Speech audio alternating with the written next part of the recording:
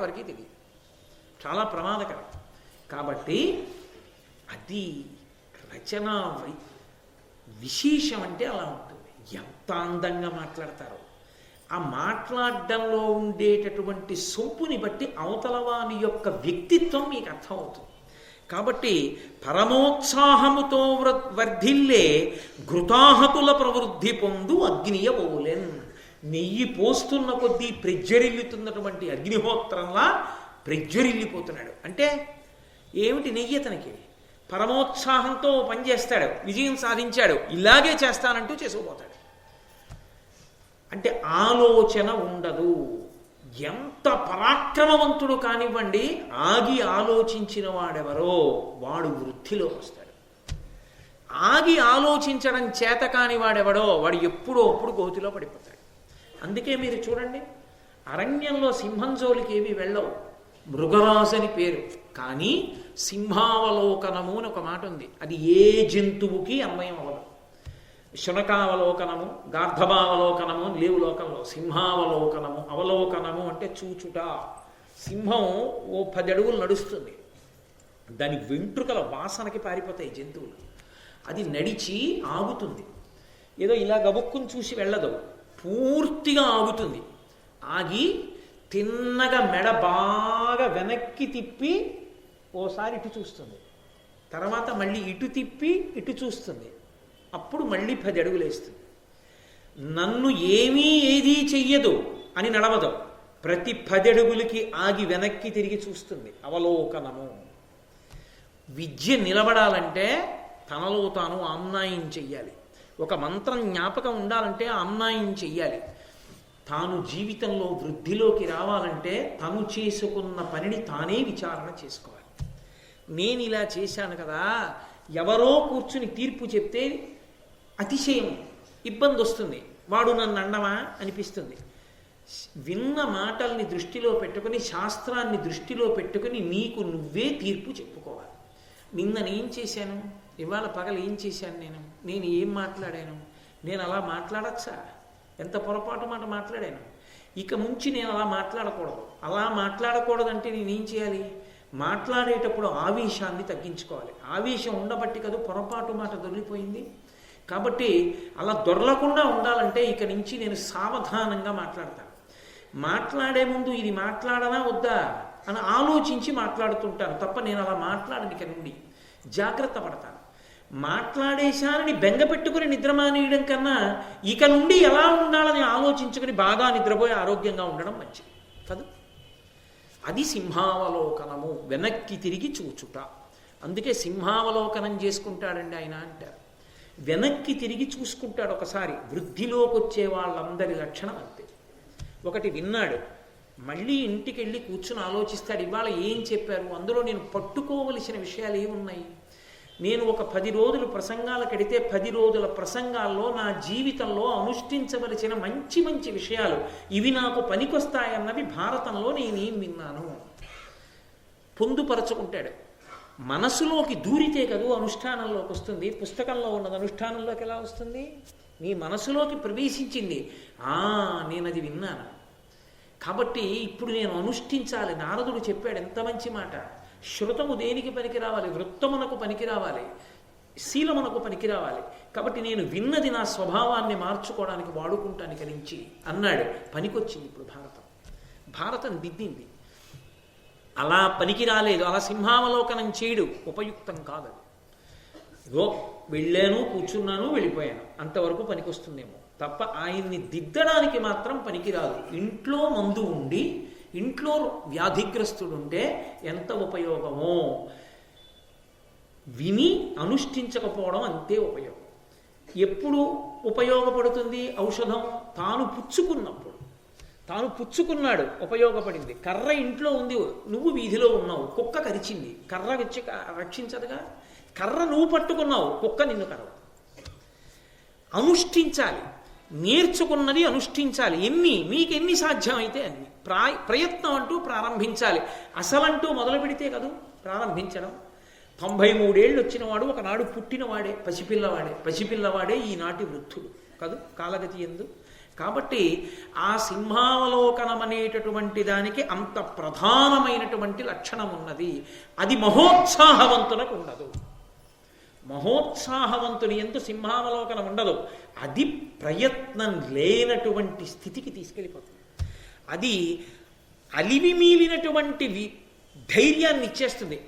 నన్నెవడు ఏం చేస్తాడు, నన్నెవడు ఏమీ చేయలేడు, నే చదవడం ఏమిటి, నే నేర్చుకోవడం ఏమిటి, నేను ఒకడికి నమస్కారం చేయడం ఏమిటి, ఆఖరికి ఏమవుతాడు, అదే పాడు చేసేస్తుంది. ఆ అహంకారమే పాడు చేసేస్తుంది.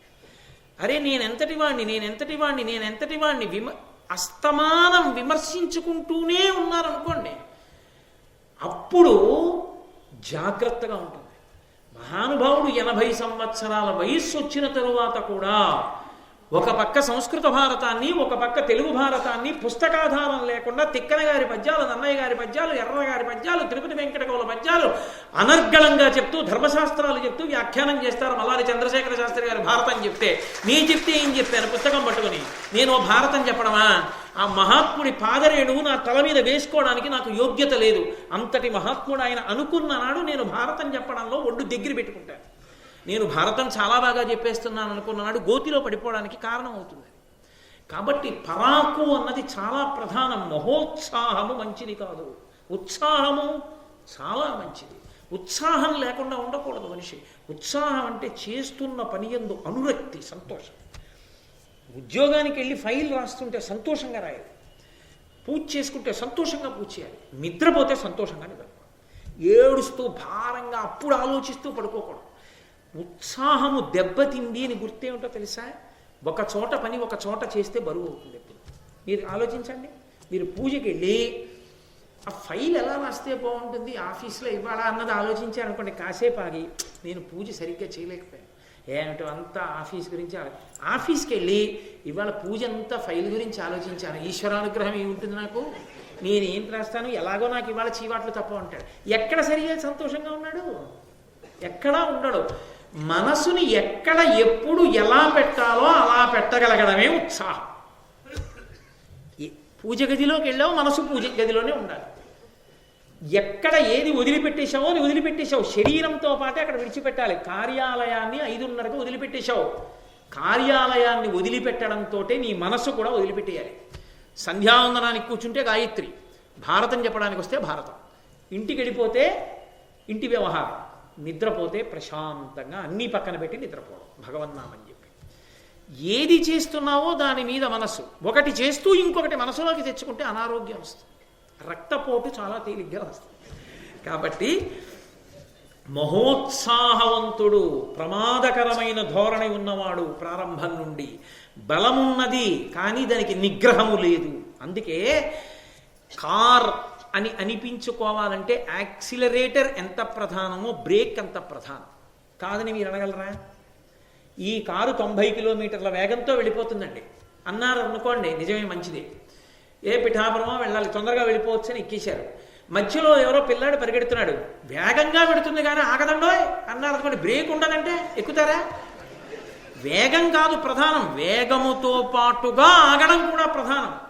వేగంగానూ ఉండాలి, ఆగగలగాలి. ఎంత వేగంగా పెడతాడో అంత నిశ్చలంగా ఉండగలగాలి. అది ఉత్సాహం అంటే. హనుమని చూడండి, మనోజవం మరుతతుల్య వేగం, వాయువంత వేగంగా పెడతాడు.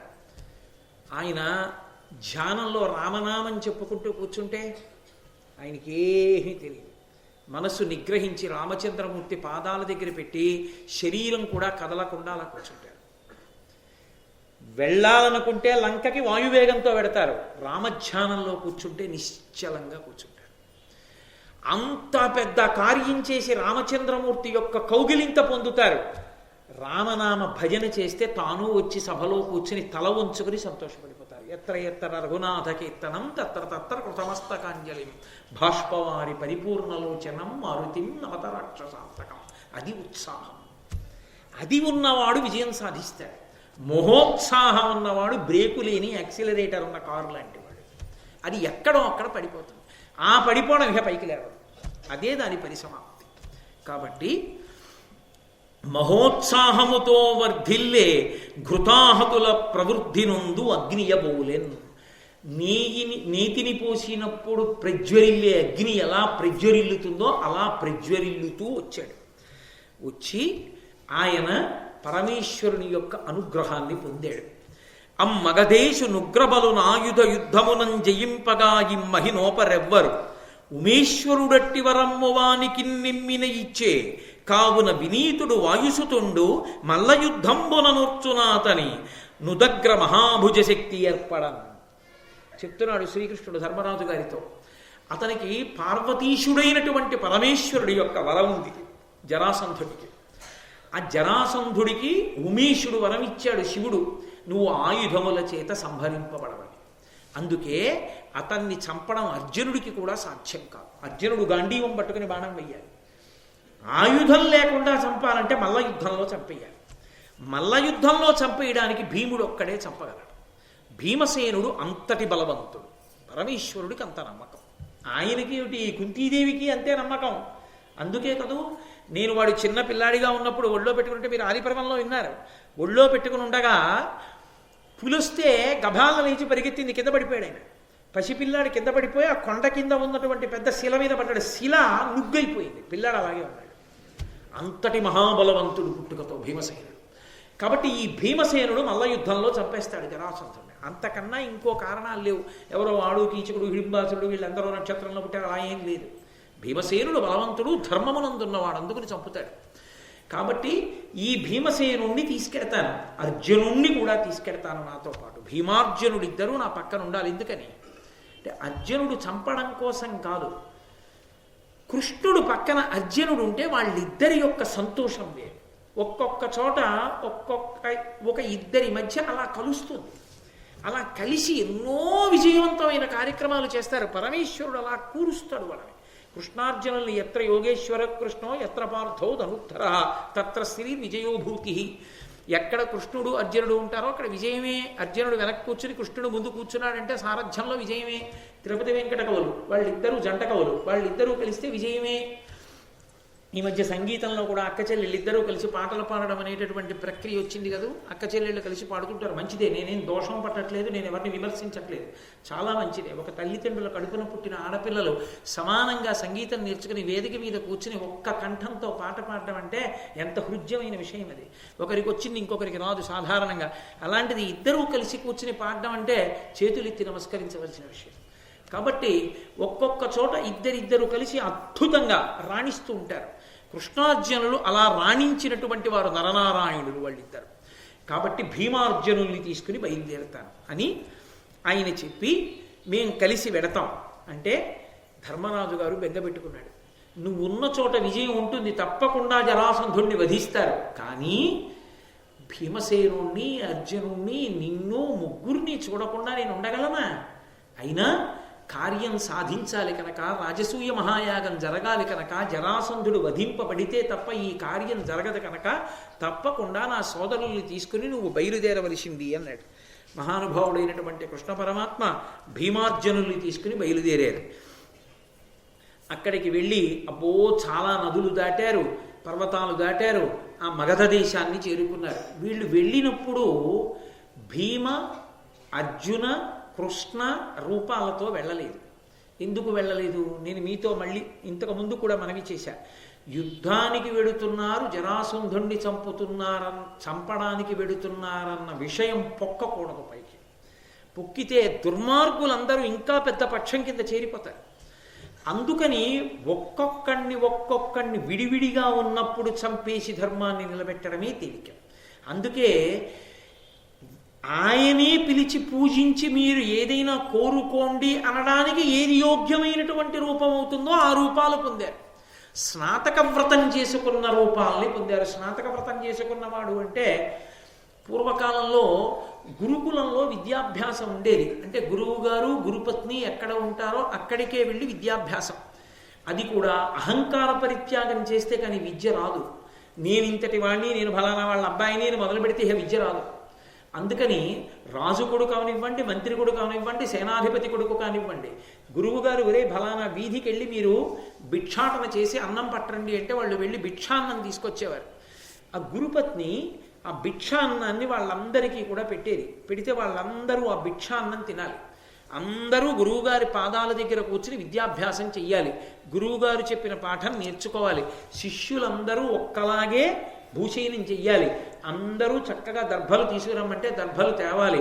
ఒకటిగా కలిసి ఉండి పరమ వినయ విధేయతలతో గురువుని సేవించి విద్యని పొందడం పూర్తయిపోయిన తరువాత, ఒరే నాయనా, నీకు నేను చెప్పగలిగినంత విద్య చెప్పేశాన్రా, నీ విద్యాభ్యాసం పూర్తయిపోయిందంటారు గురువుగారు.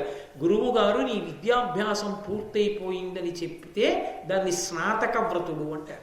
ఇప్పుడు గురువు గారికి సంభావన ఇవ్వాలి. గురువుగారి దగ్గర చదువు నేర్చుకుని గురువుగారికి తిరిగి ఏమీ బహుమానం ఇవ్వకుండా వెళ్ళిపోకూడదు. అందుకని గురువుకి తగిన బహుమానం ఇవ్వాలి. కాబట్టి ఆ బహుమానం ఇచ్చి వెళ్ళాలి. ఈ పిల్లలు బహుమానం ఇవ్వడానికి వీళ్ళకి ద్రవ్యం ఎక్కడది అని అడిగారు. ఒక పిల్లవాడు గురుకులంలో విద్యాభ్యాసం చేసి స్నాతకుడైతే, అంటే ఆ విద్యాభ్యాసం పూర్తయిపోతే, ఆ పిల్లవాడు గురువుకి ఇవ్వవలసినటువంటి ద్రవ్యాన్ని ఇవ్వవలసినటువంటి కర్తవ్యం ఆ రాజ్యాన్ని పరిపాలించే మహారాజు మీద ఉంటుంది. అందుకని స్నాతక వ్రతం చేసుకున్న వాళ్ళు ఎవరి దగ్గరికి వెళ్ళేవారు? రాజు దగ్గరికి వెళ్ళేవారు. రాజు దగ్గరికి వెళ్ళి, అయ్యా మేము ఫలానా చదువుకున్నాం, చాలా సంతోషం, ఏది చెప్పు, 4 పన్నాలు చెప్పేవాడు. మహారాజు చాలా సంతోషించి, మీ గురువుగారికి ఏమి ఇద్దాం అనుకుంటున్నావు? మా గురువుగారికి ఇదిగో ఇది ఇద్దాం అనుకుంటున్నాను, ఇదిగో పట్టుకెళ్ళు. తన కోశాగారం నుంచి ఇచ్చేవాడు. శిష్యుడికి పట్టుకెళ్ళి గురువుగారికి ఇచ్చి ఆ బహుమానం బయటికి వచ్చి తీర్థయాత్ర చేసి స్నానం చేసి తిరిగి వచ్చి, సరే స్నాతక వ్రతం మీరు చూస్తున్నారుగా, పెళ్లి కొడుకుని తీసుకురావడం, గంట కింద బెల్లముక్క కొట్టడం, గృహస్థాశ్రమం స్వీకరించమనడం, అవన్నీ జరుగుతాయి. కాబట్టి ఆ స్నాతక వ్రతం చేసుకున్నవాణ్ణి చూస్తే మహారాజు ఆదరంగా పిలిచి సఖ్యత ప్రకటనం చెయ్యాలి. మధుపర్కం ఇవ్వాలి. మధుపర్కం అంటే పెరుగులో తేనె కలుపుతారు, జరీ అంచు తెల్లబట్ట కాదు మధుపర్కం అంటే. మధుపర్కం అంటే పెరుగులో తేనె కలిపి రంగరించి ఇస్తారు. ఇస్తే మనం ఆప్యాయత కలిగిన వాళ్ళం అని చెప్పి గౌరవ సూచన చేసినట్టు. పెళ్లి కొడుక్కి అత్తగారు మధుపర్కం ఇస్తుంది. మధుపర్కం ఇచ్చింది అంటే, నాయన నువ్వు నాకు పుత్రపంచకంలో ఒకడివి, అల్లుడివి కావు, నా కొడుకుతో సమానవి కనించి సుమా అని చెప్పినట్టు. కాబట్టి ఆ మధుపర్కం ఇస్తారు. ఆ మధుపర్కాన్ని మహారాజు ఇస్తాడు. ఇస్తే ఆ మధుపర్కాన్ని స్వీకరించిన తర్వాత ఏం కావాలని అడుగుతాడు. అయితే వాళ్ళు ఏదో వాళ్ళ కోరిక చెప్తారు. మహారాజు ఆ కోరిక చెల్లిస్తాడు వాళ్ళకి. అందుకే బ్రహ్మచారి సభలోకి వస్తే మహారాజు లేచి నించుంటాడు. బ్రహ్మచారి ఆశీర్వచనం చేస్తాడు. అందుకే కదా బలిచక్రవర్తి కథలో స్వస్తి జగత్రయీ భువన శాసనకర్తకు హాసమాత్ర విధ్వస్త నిలింప భర్తకు సుదానాపద వ్యవహర్తకు నిర్జరీగళంజస్త సువర్ణ సూత్ర పరిహర్తకు దానవ లోకభర్తకు అంటాడు వామనమూర్తి. ఒడుగా ఎవ్వరివాడవెవ్వడవు సంవాస స్థలం బెయ్యది ఎడకున్ నీ వరుదెంచుటం సఫలమయ్యన్ వంశమున్ జన్మమున్ కడు ధన్యాత్ముడనైతి నీ మకము యోగ్యం అయ్యే సుహృతంబులయ్యే శిఖులున్ కళ్యాణమి కాలమున్ అంటాడు బలిచక్రవర్తి. కాబట్టి మహారాజు బ్రహ్మచారి వచ్చినప్పుడు లేచి నిలబడి నీకేం కావాలని అడుగుతాడు.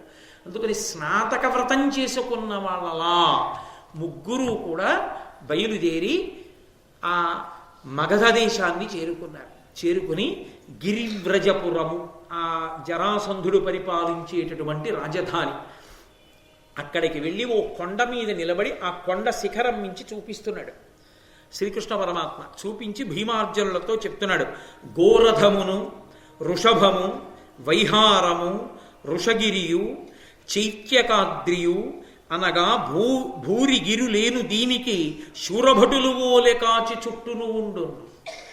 ఓ భీమార్జనులారా, ఇదిగో ఈ జరాసంధుడు పరిపాలించేటటువంటి రాజధాని నగరాన్ని గిరివ్రజము అని ఎందుకు పిలుస్తారంటే, మహాయోధులైనటువంటి భటులు చుట్టూ నిలబడి మధ్యలో మహారాజును ఎలా కాపాడతారో అలా ఈ గిరివ్రజం అనేటటువంటి నగరం చుట్టూ 5 శిఖరములు ఉంటాయి, పర్వత శిఖరములు.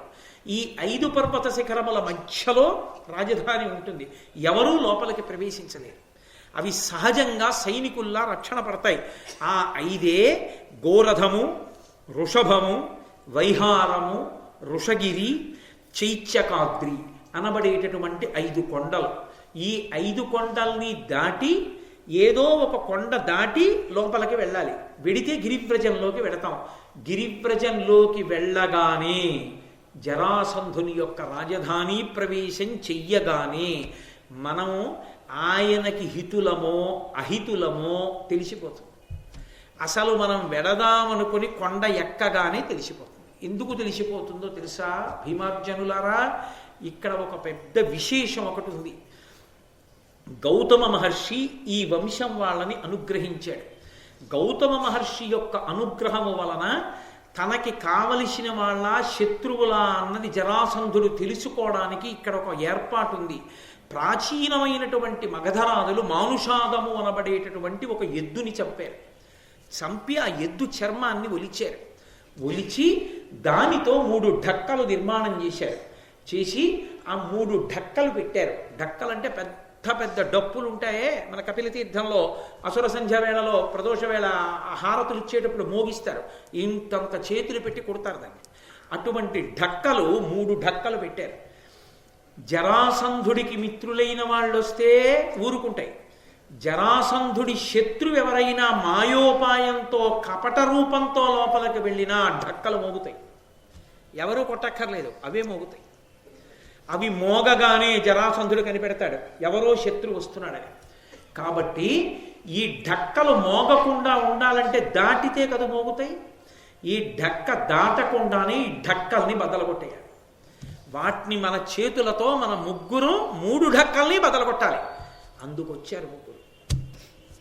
ఇద్దరే వస్తే 3 ఢక్కల్ని ఒక్కసారి బదలగొట్టలేరు. ఇద్దరూ కలిసి ఇద్దరు కొట్టారనుకోండి, 3వది మోగేస్తుంది, తెలిసిపోతుంది. అందుకని ముగ్గురు వచ్చి 3 ఢక్కల్ని ఏకకాలంలో బదలగొట్టాలి. బదలగొడితే చర్మం చిరిగిపోతుంది, పైన ఆ తోలు చిరిగిపోతే ఇక ఢక్క మోగదు. అది చిరిగిపోయేటట్టుగా కొట్టాలంటే అంత కఠినమైనటువంటి వజ్రముల వంటి బాహువులున్న వాళ్ళై ఉండాలి. అందుకు తీసుకొచ్చాడు భీమార్జును. అది కృష్ణ భగవానుడి ప్రజ్ఞ అంటే. భగవంతుణ్ణి నమ్ముకున్న వాళ్ళకి భగవంతుడు అలా రక్షిస్తూ ఉంటాడు ఎప్పుడు. కాబట్టి దారుణ వజ్రచారు భుజదండములన్ బలవద్విచార గంభీరులు ధీరులాక్షణమభేరులు మూటిని వ్రచ్చి చైత్యక స్ఫార నితంబ దేశమును భగ్నము చేసి గిరివ్రజంబున ద్వారమునందు చొచ్చి రతిదర్పితులా యదు కౌరవోత్తముల్. వాళ్ళు ముగ్గురు వెళ్ళి ఆ ఢక్క వెనకాతల నుంచి 2 చేతులు పైకెత్తి దారుణమైన వజ్రంతో సమానమైన చేతులతో ఆ ఢక్కల్ని ఒకేసారి కొట్టారు. కొట్ట 3 ఢక్కల మీద ఉన్న చర్మం చిరిగిపోయి ఇంకా ఆ ఢక్కలు పనిచేయడం మానేశాయి. మనం రాజుని చంపడానికి వెడుతున్నాం జరాసంధుణ్ణి, కాబట్టి మనం రాజద్వారంలోంచి లోపలికి వెళ్ళకూడదు, పెరటి ద్వారంలోంచి వెళ్ళాలి. పెరటి ద్వారంలోంచి వెళ్ళాలి అంటే ఈ చైత్యమనబడేటటువంటి కొండని బద్దలగొట్టి వెళ్ళాలి. కాబట్టి ఈ కొండ మధ్య భాగాన్ని బద్దలు కొట్టి దాంట్లోంచి రంధ్రం చేసి అందులోంచి ఎడదాం, రండి బద్దలగొడదాం అన్నాడు. కృష్ణుడు, భీముడు, అర్జునుడు వజ్రముల వంటి తమ చేతులతో ఆ కొండ బద్దల కొట్టి దారి చేసుకుని వెళ్ళారు లోపల. ఆ గిరివ్రజం అనేటటువంటి నగరాన్ని చేరారు. అంటే లోపల ఉద్దేశ్యం ఎలా ఉందో దానికి తగినట్టే అనుష్ఠానం ధర్మం.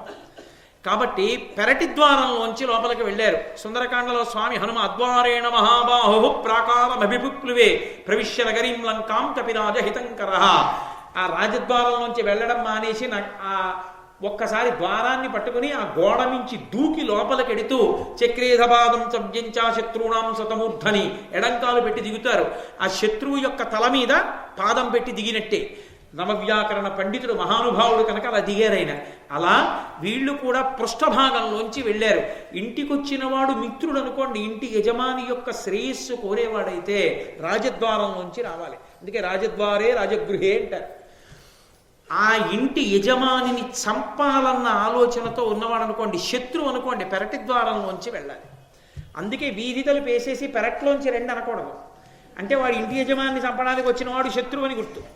వీధి తలుపు తీసి వీధి తలుపులోంచే రండి అనాలి. వీధి తలుపు వేసేసి పెరట్లోంచి రండి అంటూ ఉండకూడదు ఎవరిని, వీధిలోంచే రమ్మనాలి. కాబట్టి వీధిలోంచి వెళ్లకుండా పెరటిలోంచి లోపలికి వెళ్ళారు.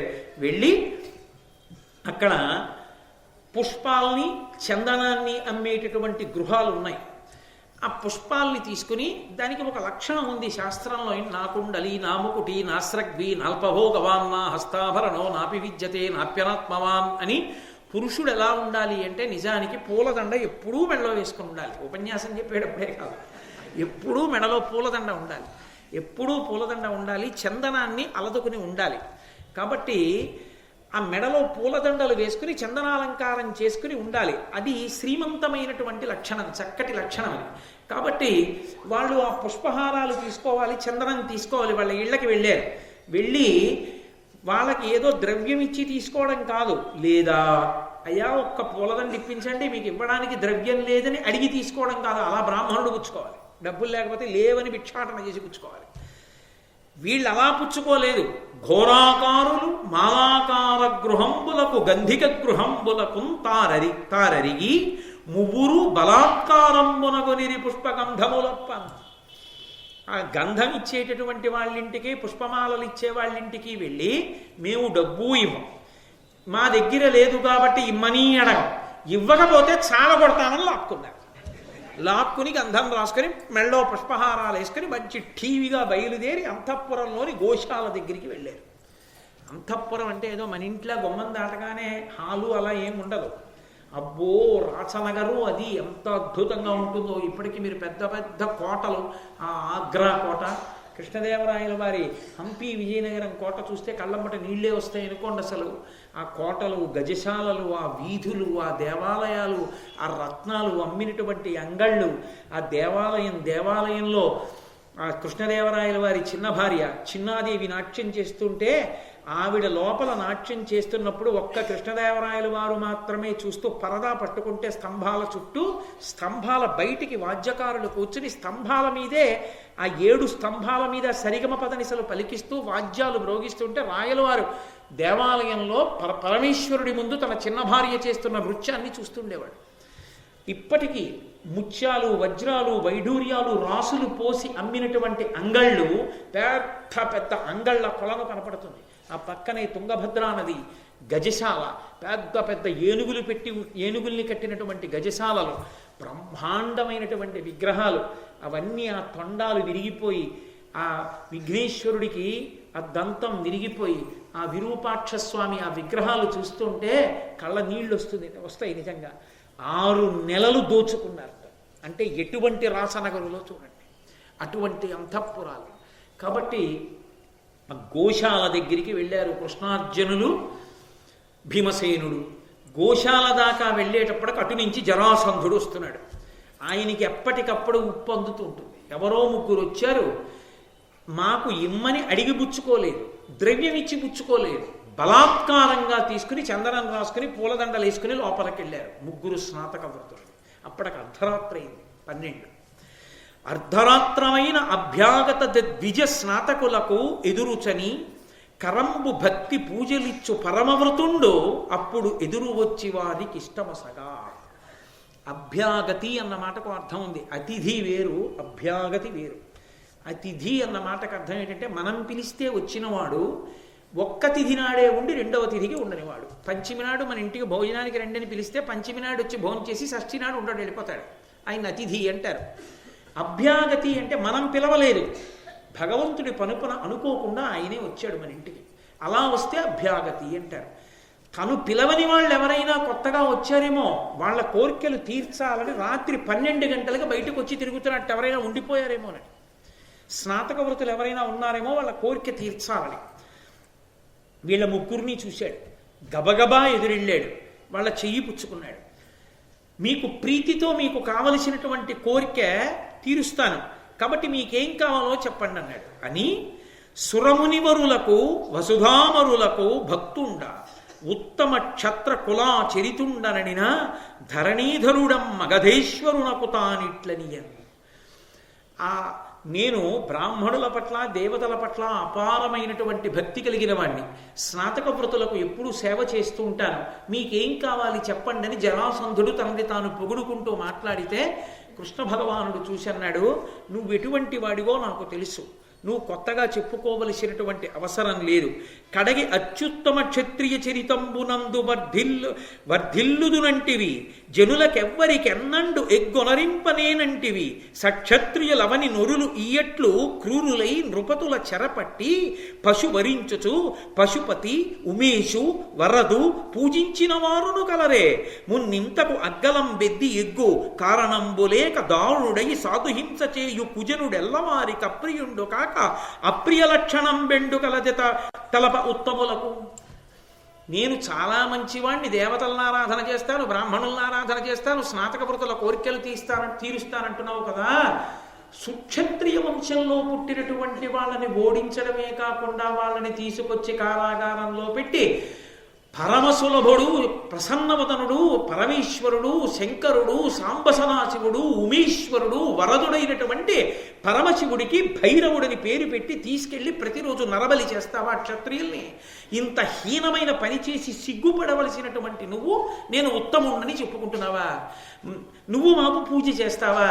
నీ పూజలు మేము ఎందుకోమా? నీతో మాకు వైరం ఉంది కానీ నీతో మాకు స్నేహం లేదు. ఎందుకు స్నేహం లేదంటావా? ఎందుకు వైరం ఉందంటావా? ధర్మానికి వ్యతిరేకంగా ప్రవర్తించేటటువంటి వాడి పట్ల ధర్మంలో ఉండాలనుకున్న వాడికి వైరంగా ఇంకే ఉంటుంది? సహజంగా వైరం ఉంటుంది. దానికి కారణం ఇంకే ఉంటుంది. అందుకని నీ పట్ల మాకు వైరం ఉంది అంటే ఆయన అన్నాడు, ఎంతో మర్యాదగా వస్తున్నటువంటి మీరు స్నాతక వ్రతులైతే బలాత్కారంగా గంధాన్ని ఆ పుష్పహారాల్ని ఎందుకు తీసుకున్నారని అడిగాడు. అంటే మేము బ్రాహ్మణ స్నాతకులం కావు, మేము క్షత్రియ స్నాతకులం, కాబట్టి మా క్షాత్రధర్మం మాది, మేము బలాత్కారంగా తీసుకుంటాం భుజబలం చూపించి. అయినా ఇక్కడ వరకు వచ్చింది కాబట్టి చెప్తున్నాను. నేను శ్రీకృష్ణుడిని, ఇతను అర్జునుడు, ఆ పక్కన ఉన్నవాడు భీమసేనుడు. మేము ముగ్గురం నిన్ను చంపడానికే వచ్చాం. ఖచ్చితంగా భీమసేనుడు నిన్ను చంపేస్తాడు. కాదంటావా? నీ చెరసాలలో నువ్వు ఉంచినటువంటి నిర్బంధించినటువంటి కొన్ని వేల మంది రాజులందరినీ కూడా విడిపించి శరణాగతి చేస్తే నిన్ను విడిచిపెట్టేస్తాం అంటే ఆయన అన్నాడు, నేను ఏ తప్పు చేశానని విడిచిపెట్టాలి? అది మహోత్సాహం అంటే. ఒకడు చెప్తే వినే లక్షణం లేకపోవడం, చేసిన పొరపాటు ఎప్పటికీ గుర్తించలేకపోవడం. కాబట్టి నేనే తప్పు చేశాను? నేను ఏ తప్పు చేయలేదు. నా క్షాత్రధర్మంతో ఓడించాను, తీసుకొచ్చాను. నేను భైరవ పూజ చేస్తాను, అందుకని భైరవ పూజలో బలిస్తాను. మీరు చెప్పారని ఎందుకు విడిచిపెడతాను? ఇలాగే బలిస్తాను రాజులందరినీ. సరే, చూసి నిన్ను చంపడానికి వచ్చాం కాబట్టి మేము ఖచ్చితంగా నిన్ను చంపే పెడతామన్నాడు కృష్ణ పరమాత్మ. అంటే జరాసంధుడు అన్నాడు, సరి మంచిది, మీరు నాతో యుద్ధానికే కదా వచ్చారంటున్నారు.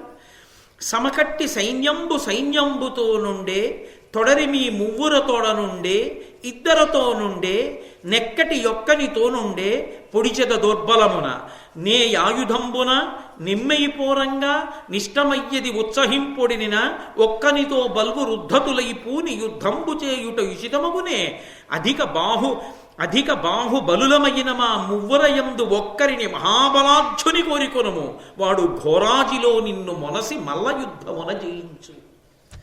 ఆయన అన్నాడు, మీరు ముగ్గురు వచ్చారు నాతో యుద్ధం చేస్తానని. మీలో ఒకడు చేస్తాడా? ఇద్దరు చేస్తారా? ముగ్గురు చేస్తారా? మీ సైన్యం ఏమైనా ఉంటే మీ సైన్యం నా సైన్యంతో చేస్తుందా? ఎలా చేద్దాం యుద్ధం చెప్పండి, మీ ఇష్టమే అన్నాడు. అది అత్యుత్సాహం అన్న మాట యొక్క లక్షణం అలా ఉంటుంది. చూడండి, మీ ఇష్టమే చెప్పండి, ఎలా కావాలంటే అలా చేసి చంపేస్తానన్నాడు. అంత తేలిగ్గా, అంత అతిశయానికి చేరిపోయాడు. అలాంటి స్థితికి చేరిపోయిన వాడు తేలికగా పడిపోయేది గోతిలో దేనికో తెలుసా? మాటకే. కృష్ణుడు చాలా చమత్కారి, మహానుభావుడు, ఆయనకి తెలియంది ఏం లేదు. ఆయన అన్నాడు, మేము ముగ్గురం, నువ్వు ఒక్కడివి. నువ్వు ఒకడితో చేస్తావా, ఇద్దరితో చేస్తారా, ముగ్గురు వస్తారా అని నువ్వు అడగచ్చు. కానీ మాకు నీతి ఉంది. నిన్ను ఒక్కడిని చేసి ముగ్గురం చంపడం ఏం బాగుంటుంది? ఒక్కళ్ళమే వస్తాం యుద్ధానికి. మా ముగ్గురులో ఎవరో ఒకరిని కోరుకో, ఆ ముగ్గురులో మహాబలవంతుడని నువ్వెవరు అనుకుంటావో వాణ్ణే కోరుకో అన్నాడు. అంటే కొంచెం ఉత్సాహవంతుడు అనుకోండి, తెలివిగా ఆలోచించిన వాడైతే ఏం చేయాలి? ముందు కృష్ణుడిని రమ్మనాలి. కృష్ణుడు చేయగలడా యుద్ధం? చెయ్యగలిగిన వాడైతే 17 మాటలు దాటిపోయాడుగా. ఇతపూర్వం మల్ల యుద్ధం చెయ్యలేడు, పరాత్పరుడు కాబట్టి ఏమో పక్కన పెట్టండి. అర్జునుడు మల్ల యుద్ధం చేయలేడు, గాంధీవంతో బాణాలు వేయాలి. కానీ అమాయకత్వం అంటే, మా ముగ్గురం కలిసి నీతో యుద్ధం ఏమిటి ఒక్కడితోటి? మా ముగ్గురులో మంచి బలవంతుడని నువ్వెవరిని అనుకుంటున్నావో వాడితోనే పోరాడు అన్నాడు.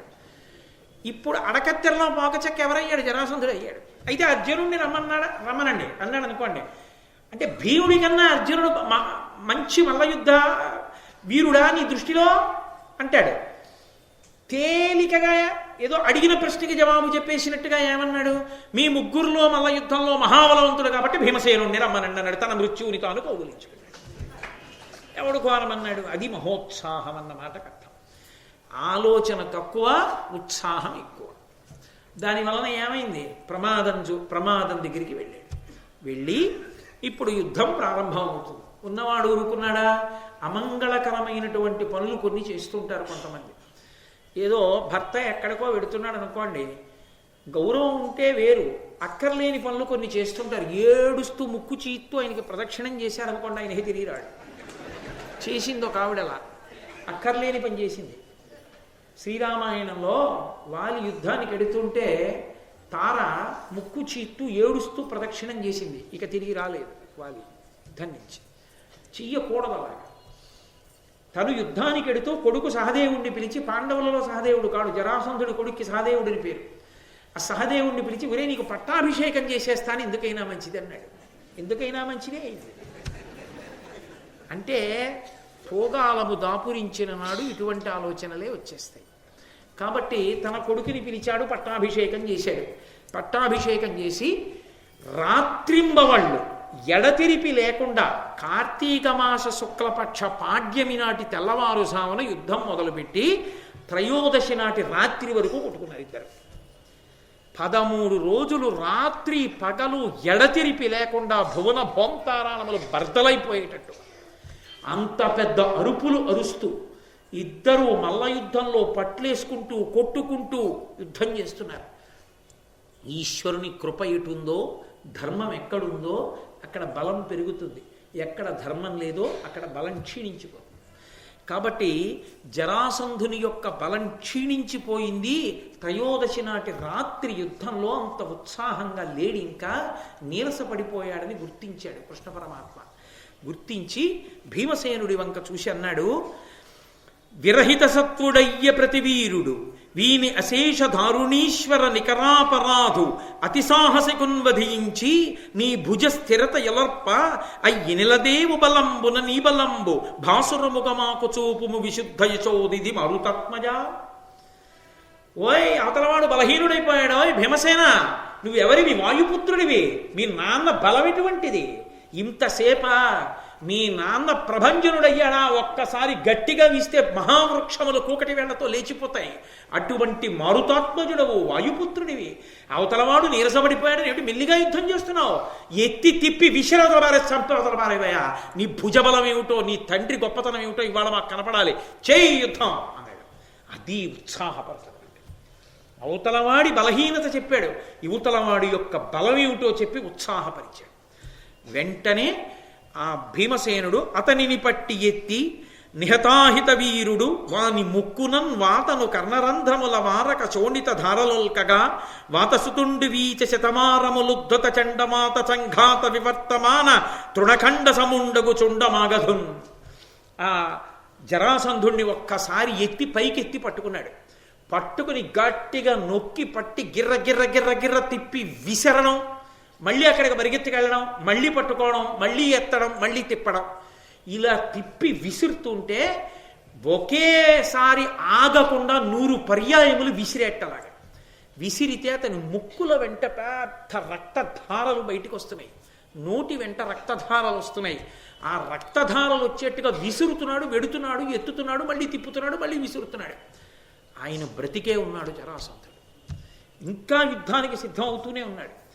అప్పుడు ఇక ఉపేక్షించకూడదని వెరచరమ బట్టి కొనివడిన్ చరచి జరాసంధు సంధి సంధుల ఎమ్ముల్ విరిచి వధించి ఆర్చెను వరలగా భీముండు భువన వలయం బద్రువన్. భూమండలమంతా దద్దరిల్లిపోయేటట్టుగా ఆ నేల మీద పడిపోయినటువంటి జరాసంధుణ్ణి మెడపట్టి పైకెత్తి తన పిడిగుద్దులతో కీళ్లు ఎక్కడెక్కడ కలుసుకుంటాయో ఆ సంధిబంధముల మీద గుద్దుతుంటే అక్కడ ఉన్నటువంటి ఎముకలన్నీ విరిగిపోయి నుగ్గైపోయాయి. అలా పిడిగుద్దులతోటి సంధిబంధముల వందున్నటువంటి ఎముకలన్నిటినీ విరిచేసి నిలబడలేక కింద పడిపోయినటువంటి వాడిని నొక్కి నెత్తురు కక్కించి ఊపిరాడకుండా చేసి చంపేశాడు. దాంతో జరాసంధుడు శరీరాన్ని విడిచిపెట్టేశాడు. చాలామంది ఎందు ఒక అపోహ, ఏదో 2 ముక్కలు చేశాడు, విసిరాడు, కలుసుకున్నాయి, అందులో అటేశాడు ఇటేశాడు, అలాంటివన్నీ భారతంలో ఎవడో కల్పించాడు. కాబట్టి జరాసంధుడు భీమసేనుడి చేతిలో ఇలాగే మరణించాడు. కలుసుకున్నప్పుడు కలిపింది తప్ప జర, చంపినప్పుడు భీమసేనుడి చేతిలో ఎముకలు కీళ్ళు సంధిబంధములు విడిపోయి ఎముకలు నుగ్గైపోయి నెత్తురు కక్కి చచ్చిపోయాడు జరాసంధుడు. అప్పుడు శ్రీకృష్ణ భగవానుడు జరాసంధుని యొక్క కుమారుడైనటువంటి సహదేవుణ్ణి పిలిచి అతనికి పట్టాభిషేకాన్ని పూర్తి చేసి, నాయనా, నీ తండ్రి దుర్మార్గుడు తప్ప నిన్ను శిక్షిస్తాను, నీ రాజ్యం కబళిస్తాననుకోవద్దు. నువ్వు ధార్మికంగా రాజ్యం చెయ్యమని అతన్ని సింహాసనం మీద కూర్చోపెట్టి రాజసభ తీర్చి కారాగారంలో ఉన్నటువంటి ఆ రాజకుమారులందరినీ కూడా విడిపించాడు. వాళ్ళందరూ రత్నరాసులు, వజ్రరాసులు, వైఢూర్యరాసులు అన్నింటినీ తీసుకొచ్చి కృష్ణ పరమాత్మకి బహుమానం ఇచ్చారు. గరుడధ్వజుండపుడు కరుణాసమేతుడై మాగధులకెల్లర భయమిచ్చి మొగి జరాసంధుచే నిగృహీతులయ్యున్న పృథివీపతుల విడిపించి చెరలు మోక్షితులైన సర్వక్షత్రియుల చేత సంశుద్ధ రత్న పుంజముల చేసి పూజితుండై తన తేజంబు వెలుగంగా సహదేవు అజ్జరాసంధతనయు ఓడకుండుమని తదున్నత రాజ్యంబునందు నిలిపి హృదయహారి వివిధ రత్నరాజి సుందరంబైన మగధేశు రథము తేరమనిచె రమణతోడా. ఆ సహదేవుణ్ణి సింహాసనం మీద కూర్చోపెట్టి రాజ్య పరిపాలన అప్పచెప్పి ఆ క్షత్రియుల్ని అందరినీ కూడా కారాగారంలోంచి విడిపించి వారి నుండి రత్న సమూహాల్ని కానుకలుగా స్వీకరించినటువంటి ఆ గరుత్మంతుణ్ణి అధిరోహించి తిరిగేటటువంటి శ్రీ మహావిష్ణువు యొక్క పరిపూర్ణావతారమైనటువంటి కృష్ణ పరమాత్మ ఒక్కసారి అక్కడ ఉండే భటులందరినీ ఆజ్ఞాపించట, ఆ జరాసంధుడు ఎక్కి తిరిగేటటువంటి దివ్యమైన రథాన్ని ఇక్కడికి తీసుకురండి. ఆ చిరుగంటలు చప్పుడవుతుండగా దివ్యమైన రథాన్ని తీసుకొచ్చి అక్కడ పెట్టారు. అర్జునుణ్ణి భీముణ్ణి పిలిచి చెప్పాడు, భీమార్జునులారా, ఈ జరాసంధుడు ఎక్కినటువంటి రథం ఏమిటో తెలుసా? ఒకానొకప్పుడు తారకాసురునితో యుద్ధం జరుగుతున్నప్పుడు దేవేంద్రుడు ఈ రథం మీదే నిలబడి యుద్ధం చేశాడు. తర్వాతి కాలంలో దీన్ని వసుమహారాజు గారు స్వీకరించారు. ఆదిపర్వంలో వస్తుంది వసుమహారాజు చరిత్ర, మీరు విన్నారు. ఆ వసుమహారాజు గారు ఈ రథాన్ని ఎక్కాడు. తర్వాత ఈ రథం జరాసంధుని యొక్క తండ్రి అయినటువంటి బృహద్రథుడు అధిరోహించాడు. బృహద్రథుని మరణానంతరం జరాసంధుడు ఈ రథాన్ని ఎక్కాడు. ఇది పరమ దివ్యమైనటువంటి రథం, దేవేంద్రుడిక్కిన రథం. ఈ రథం ఎక్కి మనం ఇంద్రప్రస్థాన్ని చేరుకుందాం రండి అన్నాడు. గరుత్మంతుణ్ణి మనసులో స్మరించినంత మాత్రం చేత గరుత్మంతుడు వచ్చాడు. ఆ గరుత్మంతుణ్ణి రథానికి సారథిగా ఉంచి ఆ రథం మీద కూర్చుని కృష్ణార్జునులు భీమసేనుడు ఇంద్రప్రస్థపురాన్ని చేరుకున్నారు. జరాసంధ వధ జరిగిందిట అని తెలుసుకున్నటువంటి పురప్రజలందరూ స్వాగతం పలికారు. వార్త గుప్పున బయటికి వెళ్ళింది. అమ్మ బాబో, ఏమి బలవంతుడు భీమసేనుడు అనుకున్నాడు. జరాసంధుణ్ణి చంపేసిన కారణం చేత రాజసూయ మహాయాగం చెయ్యడానికి ఉన్నటువంటి ప్రతిబంధకములన్నీ తొలగిపోయాయి. ఇప్పుడిక 4 దిక్కులకు 4 తమ్ముళ్ళని దిగ్విజయ యాత్రకి ధర్మరాజు గారు పంపించడానికి కావలసినటువంటి మార్గం సుగమమైంది. ఇప్పుడు మహానుభావుడైనటువంటి కృష్ణుడు ఆ రథంతో ఇంద్రప్రస్థాన్ని చేరుకుని అక్కడి నుంచి ద్వారకా నగరానికి వెళ్ళిపోయాడు. ఇందులో గమ్మత్తు ఏమిటంటే, గరుత్మంతుడు వాహనంగా ఉండి శ్రీమన్నారాయణుణ్ణి వహించడం మనం చాలా చోట్ల చూస్తాం. కానీ గరుత్మంతుడంటే విష్ణువుకు ఎంత ప్రీతి అన్నదానికి ప్రతీక మహాభారతం సభాపర్వంలో ఒకానొకప్పుడు తారకాసురుడితో జరిగిన యుద్ధంలో ఇంద్రుడధిరోహించినటువంటి రథం కాలక్రమంలో బృహద్రథునికి వస్తే ఆ బృహద్రథుని రథాన్ని జరాసంధ మరణం తర్వాత స్వీకరించినటువంటి కృష్ణ పరమాత్మ భీమార్జునులతో కలిసి రథాన్ని అధిరోహించేటప్పుడు గరుత్మంతుని స్మరించి ఆయనని సారథిగా పెట్టుకుని వెళ్ళాడు. అప్పటి వరకు ఆయన మీద పెడతాడు. ఎంత ప్రీతి అంటే గరుత్మంతుడంటే, గరుత్మంతుడు సారథిగా రథాన్ని తోలాడు జరాసంధ వధ తర్వాత. ఆ రథం మీద సంతోషంగా అందరూ ఇంద్రప్రస్థానికి చేరుకున్నారు. జరాసంధ వధ పూర్తయింది.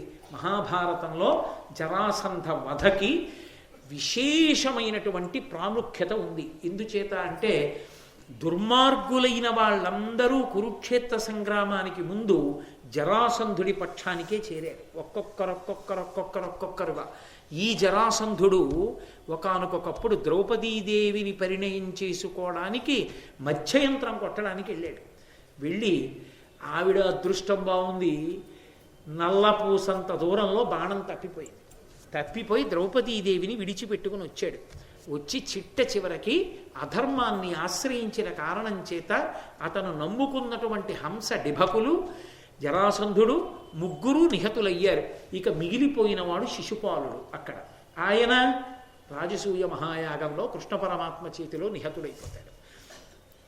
మహానుభావుడైనటువంటి కృష్ణ పరమాత్మ సభాపర్వంలో మయసభ అన్న ఒక్కదాన్ని అడ్డుపెట్టి ఏమి దాని గురించిన ఆలోచన లేకుండా కూర్చున్నటువంటి ధర్మజ కృష్ణులతో ఉన్నటువంటి అర్జునుడి దగ్గరికి వచ్చినటువంటి మయుడు నువ్వు చేసిన ఉపకారానికి ప్రత్యుపకారంగా నీకు నేను ఏదో ఒక మహోపకారం చెయ్యాలని కోరుకుంటే ఇతని యొక్క సమర్థతకి తగినటువంటి గొప్ప సభని నిర్మించి ఇవ్వమని కృష్ణుడికి అర్జునుడు సంకేతిస్తే కృష్ణ పరమాత్మ బాగా ఆలోచించి ధర్మాన్ని నిలబెట్టడానికి జరగవలసినటువంటి యుద్ధానికి బీజం ఎక్కడ పడుతుందో అటువంటి మయసభని నిర్మించి తెచ్చి అక్కడ పెట్టమని అడిగితే ఆ మయసభా నిర్మాణం జరిగితే మయసభని చూడడానికి నారదుడు వస్తే ఆ వచ్చినటువంటి నారదుడు అన్ని సభల గురించి చెప్పి మయసభ చాలా గొప్పదని చెప్పి మీ నాన్న యమసభలో ఉన్నాడు ఇంద్రసభకు పంపడానికి రాజసూయం చెయ్యమంటే రాజసూయం చెయ్యడానికి కృష్ణ పరమాత్మని పిలిచి అనుజ్ఞను అడిగితే రాజసూయం చేయడానికి జరాసంధుణ్ణి ముందు చంపితే తప్ప రాజసూయం చేయడానికి వీల్లేదని భీమార్జునుల్ని తీసుకెళ్లి జరాసంధుణ్ణి చంపి వీళ్ళందరూ తిరిగి ఇంటికి వచ్చారు. ఇంతకీ కథంతా కొనసాగడానికి కారణమేది మయసభ. అందుకని సభాపర్వం. కాబట్టి ఇవాళ జరాసంధ మరణంతో ధర్మ సంస్థాపన యందు శ్రీకృష్ణ భగవానుడు చాలా సంతోషకరమైనటువంటి స్థితిని చేరి ఉన్నాడు. పాండవులు మంచి విజయాన్ని పొంది ఉన్నారన్న మంగళప్రదమైనటువంటి ఘట్టం దగ్గర ఉపన్యాసాన్ని పూర్తి చేసి పాండవుల దిగ్విజయయాత్ర రాజసూయ మహాయాగం ఎలా జరిగింది, దాని అద్భుతమేమి, దాని విశేషాలేమి అన్న దాని గురించి రేపు సాయంకాలం 6:30 కృష్ణ పరమాత్మ పలికించినంత మేర పలకడానికి ప్రయత్నిస్తాను. మంగళాశాసన పరై పదాచార్య పురోగమై సర్వైశ్చ పూర్వైరాచార్యై సత్కృతాయాస్తు మంగళం. మంగళం కోసలేంద్రాయ మహనీయ గుణాత్మనే చక్రవర్తి తనూజాయ సర్వభౌమాయ మంగళం. ఉమాకాంతాయ కాంతాయ కామితార్థప్రదాయిని శ్రీగిరీశాయ దేవాయ మలినాథాయ మంగళం. కరచరణకృతం వా కర్మవాక్కాయజం వా శ్రవణనైనజం వా మానసం వా పరాధం విహితం వా సర్వమేత్తక్షమస్వ శివ శివ కరుణాబ్ధే శ్రీ మహాదేవ శంభో. సర్వం శ్రీ ఉమామహేశ్వర పరబ్రహ్మార్పణమస్తు. స్వస్తి.